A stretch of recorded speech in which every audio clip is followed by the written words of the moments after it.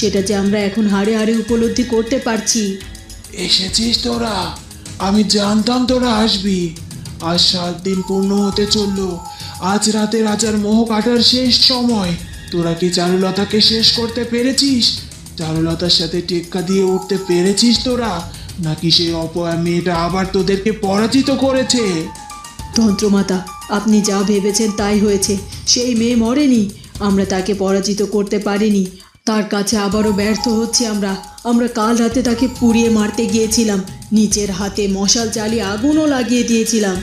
কিন্তু আগুন লাগানোর সঙ্গে সঙ্গে কোথা থেকে যে ঝমঝম করে বৃষ্টি এলো, মনে হলো যেন আকাশ ফেটে গেল। আমাদের সব চেষ্টা ব্যর্থ হলো, মেয়েটা আবার বেঁচে গেল। কি? প্রকৃতি তাকে রক্ষা করেছে? এ তো অসম্ভব। আমি প্রকৃতিকে নিয়ন্ত্রণ করি। আমার অনুমতি ছাড়া প্রকৃতি এমন বিদ্রোহ করতে পারে না। আর প্রকৃতি কেনই বা ওই সামান্য কন্যাকে বাঁচাতে যাবে যদি তার ভেতরে কোনো অলৌকিক শক্তি নাই থাকে? কি এমন শক্তির অধিকারী সেই কন্যা? দেখি তো আরেকবার পরীক্ষা করে। এরপর তন্ত্রমাতা